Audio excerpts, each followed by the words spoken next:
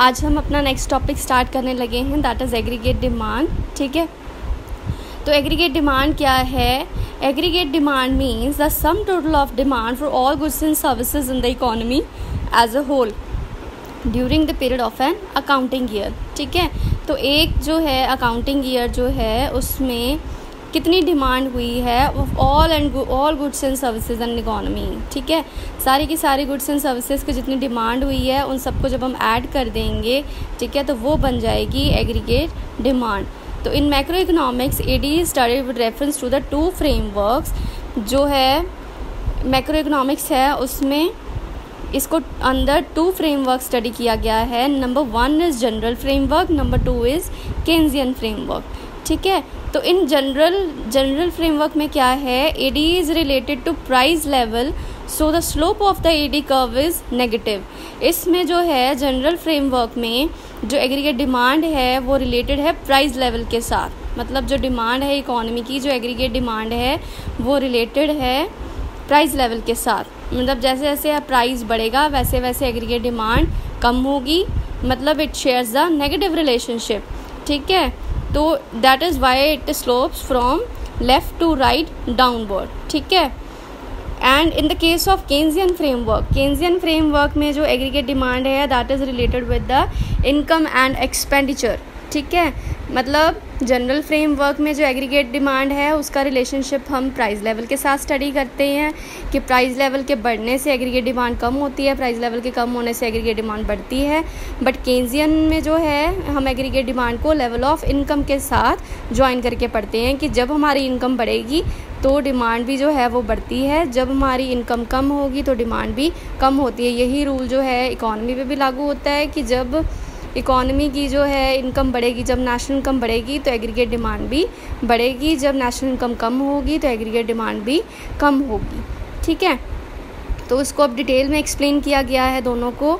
AD in general framework, downward sloping AD curve. ठीक है, in general framework aggregate demand means demand for all goods and services that is linked with the general price level in the economy, जिसमें aggregate demand जो है that is related with किसके साथ link की गई है, जनरल प्राइस लेवल के साथ। It is the sum total of demand for all goods and services of all the residents in the economy. Means कि जितनी भी सारी डिमांड है सारे रेजिडेंट्स की, जब हम उसको प्लस कर देंगे तो वो बन जाएगा एग्रीगेट डिमांड। ठीक है, फिर है अब इसको डायग्रामेटिकली भी जो है शो किया गया है। फिगर नंबर 1 जो है वो माइक्रो डिमांड कर्व है, जैसे कि एक इंडिविजुअल की डिमांड है, एक्स एक्सिस पे हमने क्वांटिटी ली है और वाई एक्सिस पे हमने प्राइस लिया है कमोडिटी का। When the price is increases the demand decreases and the price decrease the demand increase. ठीक है, ऐसे ही एग्रीगेट डिमांड का भी फिगर नंबर 2 में डायग्राम है, जिसमें प्राइस लेवल हमने वाई एक्सिस पे लिया है और एग्रीगेट डिमांड एक्स एक्सिस पे लिया है। That will be the same. ठीक है, जब प्राइस लेवल बढ़ता है तो एग्रीगेट डिमांड कम हो जाती है, जब प्राइस लेवल कम हो जाता है तो एग्रीगेट डिमांड बढ़ जाती है। ठीक है, that is why there is negative relationship between them. ठीक है, ये है आपका जनरल फ्रेमवर्क, इसमें ये वाला डायग्राम आपने बनाना है। And the second one is in the Keynesian framework. जैसे कि मैंने अभी आपको बताया कि जो केन्जियन फ्रेमवर्क है उसमें जो एग्रीगेट डिमांड है that is related with the income level of the economy. ठीक है, जब इनकम बढ़ेगी तो डिमांड बढ़ेगी, जब इनकम कम होगी तो डिमांड कम होगी। दैट इज़ वाई जो इसकी कर्व है दैट इज़ पॉजिटिवली स्लोपिंग। ठीक है, ये जो है ज़ीरो ओरिजिन से ऊपर से स्टार्ट हो रही है। क्यों हो रही है? क्योंकि ये ज़ीरो से स्टार्ट नहीं होगी एग्रीगेट डिमांड कर्व। क्यों नहीं होगी? क्योंकि जब हमारी इनकम ज़ीरो भी होगी, जब इकोनॉमी की इनकम ज़ीरो भी होती है, ठीक है, तो डिमांड कुछ ना कुछ ज़रूर होती है। ठीक है, जब हमारी इनकम ज़ीरो भी होगी सपोज़, तो हम कुछ ना कुछ तो ज़रूर कंज्यूम करते हैं ना, तो वो जो कंजम्पशन है वो हम अपनी पास्ट सेविंग में से लेते हैं। तो इसलिए जो एग्रीगेट डिमांड है वो ज़ीरो नहीं होती है, that lies above from the origin. ठीक है, तो इसलिए इसका डायग्राम जो है दैट इज़ लाइक दिस। फिर नेक्स्ट है measurement of aggregate demand. Measurement कैसे करनी है आपने? ठीक है, तो मेजरमेंट है कि how much of goods and services people demand is measured in terms of how much people spend on goods and services. कि मतलब हम कितनी डिमांड कर रहे हैं वो हम किस टर्म में पढ़ सकते हैं कि कितना स्पेंडिंग हो रही है, ठीक है।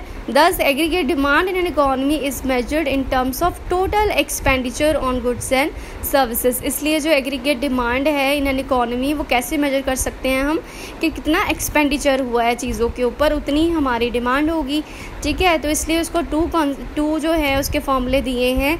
Number 1 is AD is equal to C+I, जिसमें AD is equal to aggregate demand, C जो है that is consumption expenditure, I is the investment expenditure, ठीक है। C में मतलब कंजम्पशन एक्सपेंडिचर मतलब कंजम्पशन पे कितना खर्चा किया गया है, and I means investment expenditure मतलब इन्वेस्टमेंट पे जो है कितना खर्च किया गया है। This is in the case of closed economy, ठीक है। क्लोज्ड इकोनॉमी मीन्स जिसमें जो है हम इंपोर्ट्स एक्सपोर्ट नहीं कर रहे हैं और गवर्नमेंट के इंटरवेंशन के बिना है ये, ठीक है। और सेकंड है AD is equal to C+I+G+X-M।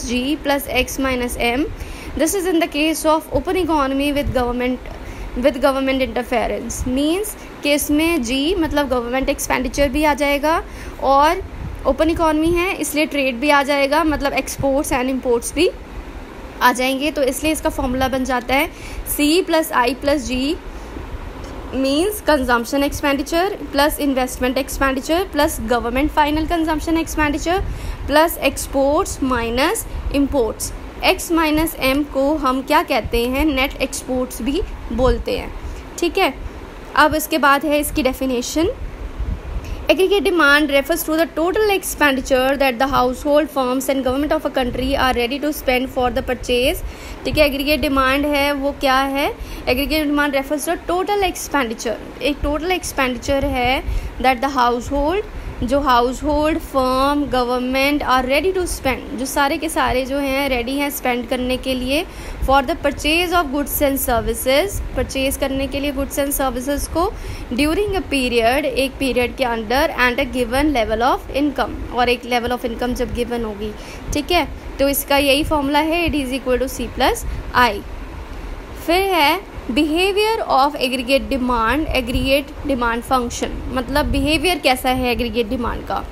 तो जो aggregate demand depends upon the level of income, जो एग्रीगेट डिमांड है वो डिपेंड करती है लेवल ऑफ इनकम के ऊपर। Greater the level of income greater the purchasing power, जितनी लेवल ऑफ इनकम हमारा ज़्यादा होगा, जितनी इनकम ज़्यादा होगी उतनी ही परचेजिंग पावर हमारी ज़्यादा होगी, मतलब खरीदने की क्षमता, हम कितना खरीद सकते हैं, दैट इज़ परचेजिंग पावर, ठीक है। And therefore greater the demand, इसी तरीके से हमारी डिमांड भी जो है इकोनॉमी की ज़्यादा हो जाएगी। So that as income increases aggregate demand tends to rise, तो इसीलिए जैसे जैसे इनकम बढ़ती है तो डिमांड भी बढ़ती है, ठीक है। जिसके 2 पॉइंट्स हैं। Number 1, there is always some minimum level of demand even when the income is zero.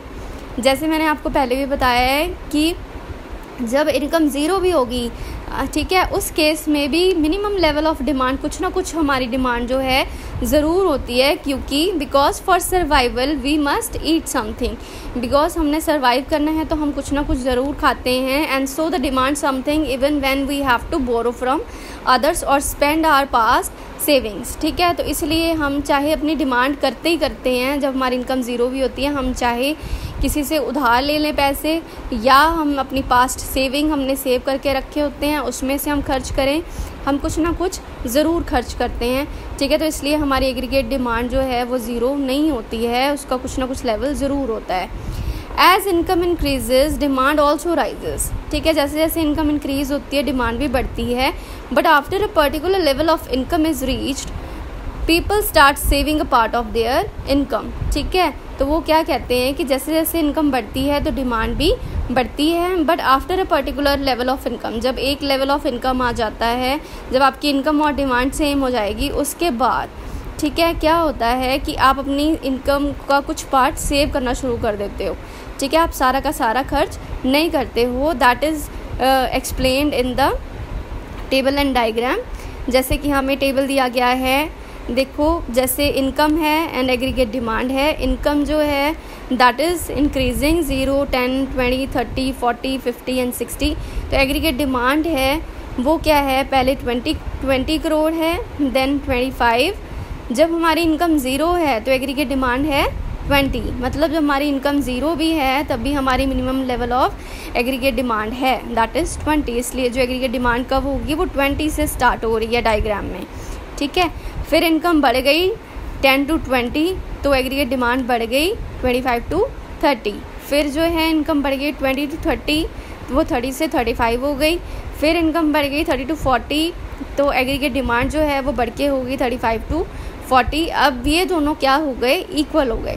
Income जो है, जितनी इनकम है आप उतनी ही डिमांड कर रहे हो, ठीक है। अब इसके बाद क्या करेंगे, इसके बाद भी अगर आपकी इनकम बढ़ती है तो क्या होगा, तो आप जैसे आपकी इनकम 40 से 50 हो गई, लेकिन आपकी डिमांड अब 40 से कितनी हुई, 45 हुई, ठीक है। तो आपकी इनकम ज़्यादा है, डिमांड कम होनी शुरू हो गई है, क्योंकि आपकी सेटिस्फैक्शन लेवल पे आप पहुंच चुके हो। उसके बाद भी अगर आपकी इनकम बढ़ रही है तो आप अपनी सारी की सारी इनकम डिमांड पे नहीं खर्च करते, आप उसको सेव करना शुरू कर देते हो, ठीक है। तो इसलिए जो एग्रीगेट डिमांड है दैट लैग्स बिहाइंड जो इंक्रीज़ इन इनकम है, ठीक है। तो ये जो टेबल है बताता है, डायग्रामेटिकली भी इन्होंने यही बताया है। एक्स एक्सिस पे हमने लिया है